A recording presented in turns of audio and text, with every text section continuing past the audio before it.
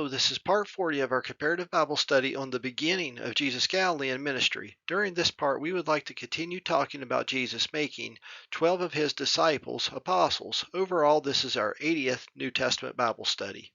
During the previous two Bible studies, we discussed the possibility that Jesus is ordaining these apostles at an appropriate time after a conspiracy has been set against him by the Pharisees with the Herodians. As a side note, to me it seems like the Herodians were essentially the government up there in Galilee. Herod was the tetrarch, he was the leader up there. From looking around online and at commentaries, it appears a lot of people believe that they were actually a political party, maybe even a political party that was in power at the time. The Herodians are only mentioned a few times in the Bible, and some commentary has pointed out that there is disagreement about who they are. Moving along, during the last Bible study, we compared 4 different lists of Jesus' apostles from the Gospels of Matthew, Mark, and Luke in the book of Acts. And we discussed 6 of Jesus' apostles, namely Peter, also known as Simon, son of Jonah, also known as Cephas, Andrew, his brother, who appears to have been a disciple of John the Baptist, James, the son of Zebedee, and John, his brother, also known as Boanerges, or sons of thunder, Philip, and Bartholomew, apparently known as Nathaniel also. During this Bible study, we'll pick up with the Apostle Matthew, who is listed after Philip and Bartholomew in both the Gospels of Mark and Luke. Both those Gospels simply state Matthew and Matthew. The book of Acts also states and Matthew. The Gospel of Matthew has a little bit more information. It states and Matthew the publican giving his profession. We discussed the Apostle Matthew and him being a publican in New Testament Bible Study 58, and that the Gospels of Mark and Luke appear to refer to Matthew the publican also as Levi. Furthermore, also in New Testament Bible Study 58, you may recall that we discussed the Lord Jesus calling the Apostle Matthew to himself. That event occurred well into Jesus Galilean Ministry after John the Baptist was put in prison. As discussed in previous Bible studies, John was cast into prison, then Jesus went into Galilee, as demonstrated here in Matthew chapter 4 and Mark chapter 1. Now when Jesus had heard that John was cast into prison, he departed into Galilee. And again, now after that John was put in prison, Jesus came into Galilee. Keeping this in mind, let's focus on the Gospel of Mark for just a moment. Note here that when John was put in prison, that happened in Mark chapter 1. So far in our Bible studies, it appears that Mark is pretty chronological. Next, in Mark chapter 2, we're told that Levi, the son of Alphaeus, was told by Jesus, "Follow me." Levi being the Apostle Matthew, as discussed in New Testament Bible Study 58. So if the Gospel of Mark is chronological, the Apostle Matthew, or Levi, was called by the Lord Jesus after John the Baptist was put in prison. Chapter 1, chapter 2. Again, holding that thought, I'm emphasizing this because of some interesting verses in Acts chapter 1. This is after Judas Iscariot has killed himself, and they're trying to appoint a replacement for him.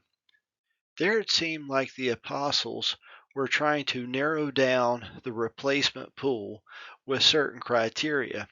In Acts chapter 1 we read, "Wherefore, of these men which have companied with us all the time that the Lord Jesus went in and out among us, beginning from the baptism of John unto that same day that he was taken up from us, must one be ordained to be a witness with us of his resurrection."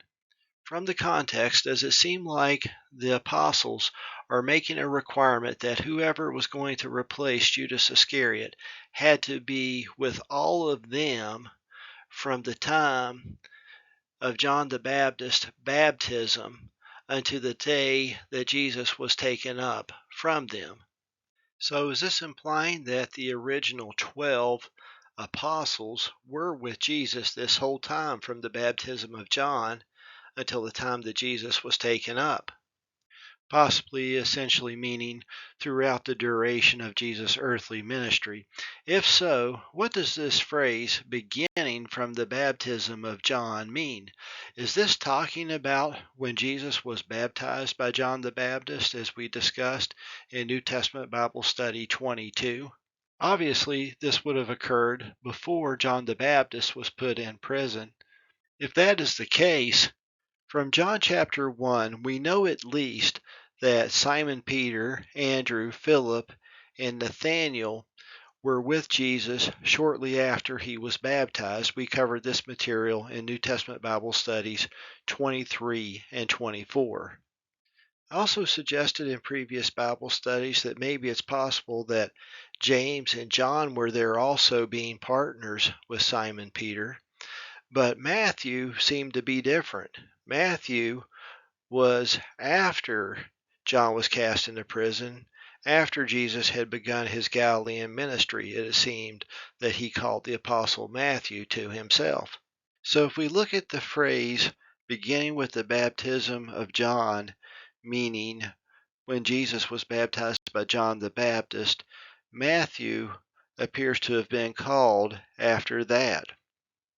Some commentaries have indicated that maybe the phrase beginning with the baptism of John should be looked at as the baptism of John being a period of time, vice an event of Jesus being baptized. If the phrase beginning with the baptism of John is a period of time, when would that period of time ended? Would it have ended when John the Baptist was put in prison because maybe he couldn't baptize while he was in prison? But then the case would be that Matthew was called after John was put in prison. So if the phrase beginning from the baptism of John applies to the apostle Matthew, it appears that there are certain ways that this can still be harmonized.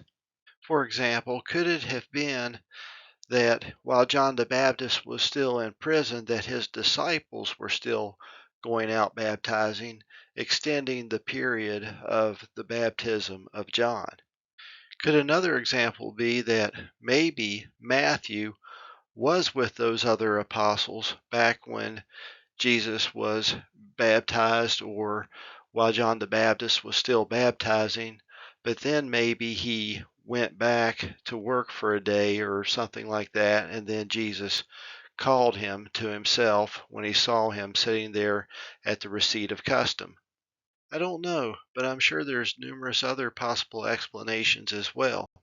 Concerning the three accounts in the Gospels of Matthew, Mark, and Luke, where the Lord Jesus made 12 of his disciples apostles, it appears that only Peter and Andrew, James and John, Philip and Nathanael, and the apostle Matthew are the only ones who are discussed prior to Jesus doing this.